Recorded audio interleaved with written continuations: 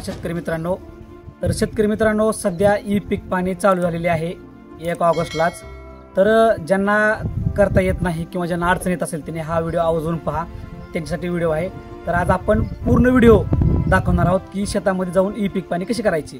तर मी सध्या शेतामध्ये उभा आहे मित्रांनो, तर तुम्हाला इथं बाजूला स्क्रीन येईल, आता त्यानं तुम्हाला सर्व कळेल। तर शेतकरी मित्रांनो, प्ले स्टोर मधून ई पीक पाणी हे ॲप डाउनलोड करून घ्या। प्रथम ते डाउनलोड केल्यानंतर ते आपल्या मोबाईलमध्ये काहीसं असं दिसेल। ते ओपन केल्यानंतर पुढे जायचं आहे, विभाग निवडायचा जो असेल तो विभाग निवडल्यानंतर शेतकरी म्हणून लॉग इन करा। शेतकरी म्हणून लॉग इन केल्यानंतर या ठिकाणी आपला मोबाईल नंबर टाका आणि लगेच संकेतांक पाठवा याच्यावर क्लिक करा। तो माझ्या पुढं संकेतांक नंबर SMS द्वारे येईल, तो या ठिकाणी टाकून घ्यायचा आहे जो असेल तो। नंतर लॉग इन करून घ्यायचं। लॉग इन केल्यानंतर पुढे असं काही दिसेल, तर नवीन खातेदार नोंदणी करा ला क्लिक करा। त्यानंतर विभाग, आपला जो जिल्हा, तालुका आणि त्याच्या खाली गाव करून हिरव्या बाणावर दाबा, म्हणजे आपण पुढे जाल। त्यानंतर या ठिकाणी गट क्रमांकावर क्लिक करा आणि जो काही आपला गट नंबर असेल तो त्या ठिकाणी टाकून तो शोधा मध्ये टच करा। त्यानंतर खाली येईल निवडा। निवडामध्ये आपलं नाव पाहून आपल्या नावावरती क्लिक करायचं आहे आणि पुढे जायचं। त्यानंतर या ठिकाणी बाण दाबून हिरवा पुढे जायचं आहे। त्यानंतर निवडा मध्ये जाऊन आपलं नाव ला क्लिक करून पुढे जायचं आहे। त्यानंतर या ठिकाणी वरच्या कडला पीक माहिती नोंदवायला क्लिक करायचं। त्याला क्लिक केल्यानंतर काहीसं असे दिसेल। यामध्ये खाते क्रमांक निवडा जो असेल तो निवडलेला आहे।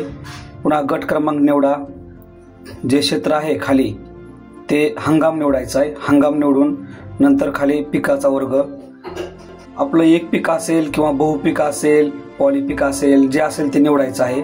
त्यानंतर खाली पीक किंवा फळबाग याला क्लिक करायचं आहे। त्यानंतर खाली पिकाचा प्रकार जो असेल तो आणि पूर्ण क्षेत्र भरायचं आहे या ठिकाणी। तर आपण पूर्ण क्षेत्र भरलेलं आहे। त्या ठिकाणी खाली नंतर विहीर नोंद, बोरवेल किंवा जे असेल त्याला क्लिक करून खाली जायचं आणि सिंचन पद्धतीला जे तुमचं ठिबक असेल, तुषार असेल त्याला क्लिक करून लागवडीचा दिनांक जो काही तुमची लागवड ज्या दिवशी असेल तो लागवड टाकून नंतर आपण पुढे जायला दाबायचं आहे। पुढे जायला गेल्यानंतर काहीच आपल्याला असं चित्र दिसेल। नंतर अद्यावतला दाबायचं आहे आणि आपण ज्या ठिकाणी उभा आहोत त्या ठिकाणी निळी रेषा येईल, आपण पाहू शकता वरती। त्यानंतर त्या ठिकाणी जोपर्यंत हिरवं येत नाही, म्हणजे कुठं तर निवडल्या क्षेत्रापैकी त्या ठिकाणी उभं राहून आपण त्याबरोबर करायचं आहे। आणि प्रथम पुढे गेल्यानंतर छायाचित्र काढा म्हणून आपल्या सोयाबीनचं पहिलं फोटो काढायचा आहे।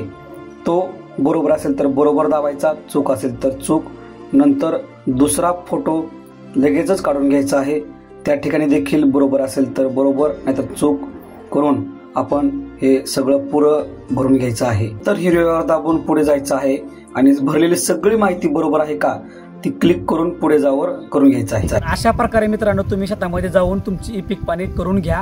म्हणजे काय होईल, ई पीक पाणी केल्यानंतर तुम्हाला जे मिळणार अनुदान असेल, जे विमा असेल, हे ई पीक पाणीद्वारेच तुम्हाला मिळणार आहे। म्हणजे ई पीक पाणी करणं हे अत्यंत गरजेचं आहे। पीक पाणी करण्या अगोदर ज्यांची विहिरीची नोंद नसेल किंवा बोरची नोंद नसेल आणि त्यांना सातबाऱ्यावरती तलाठीच्या मार्फत नोंद करायची असेल तर ती नोंद सध्या शासनामार्फत ती बंद झालेली आहे। तर काय करायचं, तर आपल्याच मोबाईलमध्ये ई पीक पाणीवर बोरची किंवा विहिरीची नोंद ही कायमस्वरूपी करायची आहे। तर त्यासाठी अगोदर बोरची नोंद आणि विहिरीची नोंद करून घ्यायची आणि नंतर पीक पाणीची नोंद करायची। तर बोरची नोंद कशी करायची किंवा विहिरीची नोंद कशी करायची आपण दुसऱ्या व्हिडिओ नंतर आपण ते तुम्हाला सांगणार आहोत। लगेचच दुसऱ्याच दिवशी आपला तो व्हिडिओ येणार आहे, त्यामुळे ह्या व्हिडिओला लाईक करा आणि सगळ्यात महत्त्वाचं आपलं चॅनल सबस्क्राईब करा, म्हणजे उद्याचा व्हिडिओ तुम्हाला दिसेल। तर धन्यवाद।